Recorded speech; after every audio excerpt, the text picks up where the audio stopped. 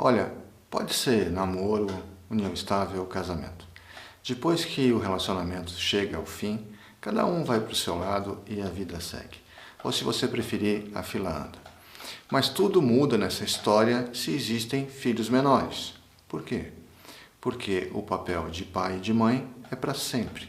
E é claro, isso vale também para os casais homoafetivos. Mas então, como fica o direito de visitas?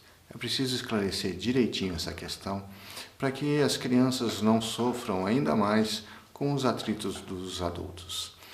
Olá, eu sou Adalberto Arilha, advogado, mediador, e você está aqui no canal Divórcio Suave. Vem comigo até o final desse vídeo, porque eu tenho coisa muito importante que eu quero te falar. Tá? A primeira coisa que a gente tem que esclarecer, muito bem esclarecido, é de quem é o direito de visitas. Aí você vai me dizer, mas doutor, eu já sei, o direito de visitas é sempre daquele que não convive diariamente com a criança, com o filho menor.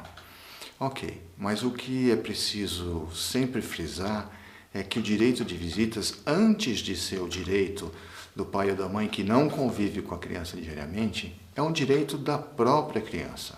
Por quê? Porque a convivência com os dois pais, com o pai e com a mãe, é fundamental para a boa formação dessa criança.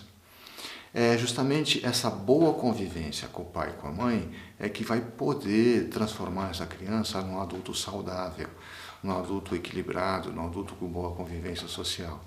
Então, sempre é preciso frisar, e nunca é demais, que antes de ser um direito do pai ou da mãe de visitar os seus filhos, é um direito das crianças ter essa boa convivência com ambos os genitores.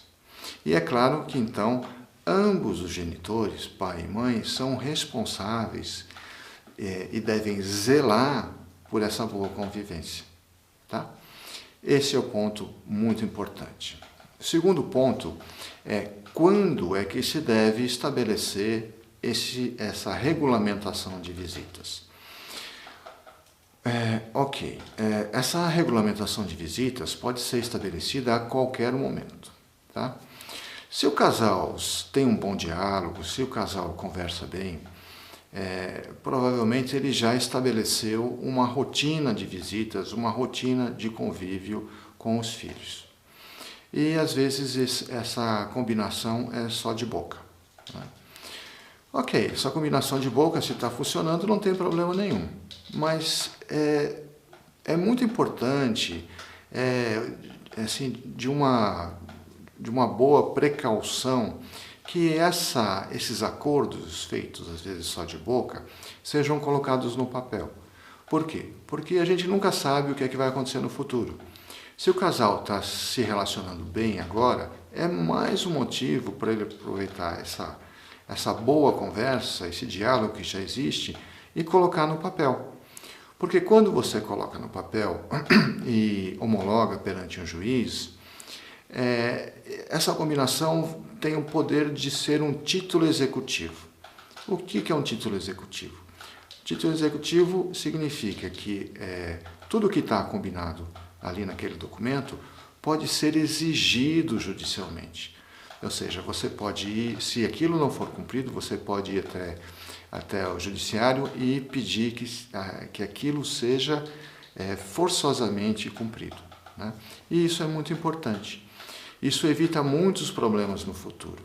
É muito comum um casal ter uma boa convivência e depois, por um motivo ou por outro, essa convivência acaba estragando, acaba azedando. E aí isso acaba respingando nos menores, nos filhos menores e invariavelmente acaba tendo problema nas visitas do pai ou da mãe que não tem a convivência diária com os filhos. Tá?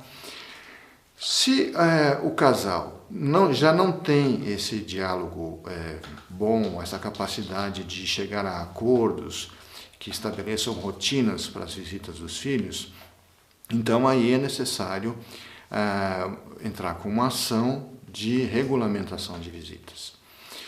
Essa ação de regulamentação de visitas basicamente é um processo e no final dele o juiz vai decidir quais são os dias, horários onde o pai ou a mãe vão poder ter acesso aos filhos, né? E normalmente nesse documento é estabelecido dia da semana que vai poder ver, horários, como vai ser nas férias, como vai ser no final de ano, como vai ser no Natal, como vai ser Dia das Crianças, aniversário do pai e da mãe. Enfim, todas as datas importantes para aquela família podem estar previstas as visitas dentro desse documento, dentro dessa regulamentação de visitas. É claro, é bom que eu frise no início, quando eu falei que o casal pode acordar de forma livre, como vai ser as visitas, pode ser também determinado, acordado, que as visitas até sejam livres. O que significa visitas livres? Significa que o pai com a mãe ou a mãe podem visitar os filhos a hora que quiserem, desde que essas visitas não atrapalhem a rotina das crianças, não atrapalhem a vida das crianças e, claro, desde que as visitas sejam comunicadas, sejam avisadas, sejam combinadas com uma certa antecedência com quem está com as crianças, obviamente, né? A pessoa não vai bater lá às 4 horas da manhã e querer fazer a visita, porque isso vai além de prejudicar a criança, evidentemente atrapalha a vida do outro genitor. Mas, enfim, é possível essa combinação de visita livre, ou então você pode regulamentar até os mínimos detalhes como que vão ser as visitas. E feito isso, homologado isso, colocado no papel, homologado por um juiz, vira um título executivo. Isso é muito importante. Outra questão que é muito comum eu receber aqui no Divórcio Suave é a questão de se isso pode ser modificado no futuro. Claro que sim. Tudo que foi estabelecido na regulamentação de visitas pode futuramente ser modificado, desde que haja uma mudança na vida das pessoas ali envolvidas. Por exemplo, se um pai, de repente, muda de emprego e passa a trabalhar num horário que seja impossível para ele cumprir o que tinha sido combinado anteriormente. Então é preciso uma nova regulamentação. Ou se um dos dois muda de cidade e fica difícil o deslocamento, também é possível fazer uma nova regulamentação. E aí, nesses casos, é possível fazer de boa isso, né? Fazer de livre acordo, ou, se for necessário, então, mover uma ação judicial de regulamentação de visitas novamente. Tá? Uma outra questão que eu respondo também demais é a seguinte: o pai ou a mãe que tem o direito de visitar o filho é obrigado a exercer esse direito? Ou seja, se o pai tem direito de ver o filho a cada 15 dias, ele é obrigado a ver o filho a cada 15 dias? Olha, aqui é importante a gente fazer uma reflexão e ter bom senso, né? O convívio com a criança, como eu já disse, é um direito da criança, né? Se é um direito da criança, se isso é importante para a formação dela, é lógico que os pais têm que zelar e fazer o possível para que essa criança tenha a sua boa formação. Então, quem tem o direito de visitas tem também a obrigação moral de exercer esse direito de visitas, porque isso é importante para o filho, né? Isso é muito importante para a formação do filho, para a construção de um adulto saudável. Então, existe a obrigação moral de exercer esse direito de visitas, tá? Se eventualmente um pai ou a mãe não puder fazer a visita nos dias e nos horários combinados, é muito importante que não se deixe a criança com a expectativa de que aquela visita vai acontecer e depois ela não acontece, né? Às vezes a criança está lá pronta, com a malinha pronta para ir para a casa do pai ou da mãe, está esperando ansiosamente esse contato e o pai ou a mãe não aparecem. Isso gera uma frustração enorme na criança. Então, se por algum motivo não vai ser possível realizar essa visita, que se explique isso bem para a criança, deixe tudo bem explicadinho, que se explique com antecedência até, né? Porque é uma responsabilidade grande exercer esse direito de visitas. É muito importante que a criança não se frustre nessa rotina que aos poucos vai se estabelecendo com os dias e horários de visitas. Tá? Talvez, depois de tudo que eu disse, talvez o que reste de dúvida mais importante é em relação a como conseguir exercer o direito de visitas nas situações onde o pai ou a mãe começam a evitar o contato do outro genitor com a criança. Ou seja, começam a colocar empecilhos e começam a fazer com que essas visitas não aconteçam. Olha, como eu disse,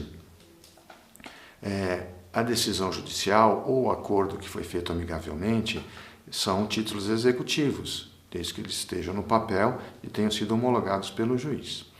Então, quem tem esse título executivo na mão pode exigir que tudo que esteja nesse título seja cumprido, não é? Aquilo tem uma força muito grande. Todos envolvidos ali se obrigam a cumprir o que está no título executivo, o que está naquela decisão, o que está naquele acordo homologado. Então, a lei tem algumas ferramentas que permitem com que esse título executivo seja de fato cumprido. Então, se um pai vai ver um filho, vai visitar o filho e é impedido de fazer isso, olha, se ele está com esse título executivo na mão, ele pode muito bem pedir apoio policial para fazer essa visita. Se por um acaso ele não sabe onde está a criança, fica um pouco mais complicado, mas ele também pode movimentar o judiciário para uma busca e apreensão, né? Ele pode, inclusive, pedir multa diária para o outro genitor que não permite que essas visitas sejam exercidas.